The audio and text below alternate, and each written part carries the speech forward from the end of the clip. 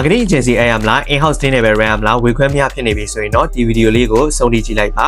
ကိုလုပ်ငန်းသဘောတဘာဝအရ daily vlogs တွေဖန်တီးရမယ် daily activities တွေကို video record တွေလုပ်ရမယ်ဆိုရင်တော့ in-house marketing team ကပိုပြီးတော့ cost effective ဖြစ်ပါတယ်ဒါပေမဲ့ in-house marketing team ခေါ်ထားတဲ့အခါ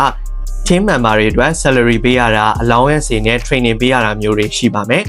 in-house marketing team တွေကလူတွေထွက်သွားပြီဆိုရင်လည်းဒီလိုမျိုး skill မျိုးရှိတဲ့ new team member တွေကို recruit လုပ်ရတဲ့ process နဲ့ expense တွေရှိပါမယ် marketing agency အလိုက်ပြီဆိုရင်တော့ဒီလိုမျိုးကောင်းရှုပ်ခံနေစရာမလိုပါဘူး market ထဲမှာတော့ကိုယ့် budget အလိုက် marketing in-house team တွေကိုဖွဲ့စည်းထားပြီးတော့outsource အနေနဲ့ marketing agency ကို alley ရှိတာဖြစ်ပါတယ်။ဒါပေမဲ့တချို့သော brand တွေက budget limitation ရှိလို့ in-house team ကိုလူနည်းနည်းနဲ့ဖွဲ့စည်းထားပေမဲ့အကုန်လုံးကိုတင်းကျုံပြီးတော့ခိုင်းလိုက်တဲ့အခါမှာဆိုရင်တော့ team member တွေအနေနဲ့ burn out ဖြစ်ပြီးတော့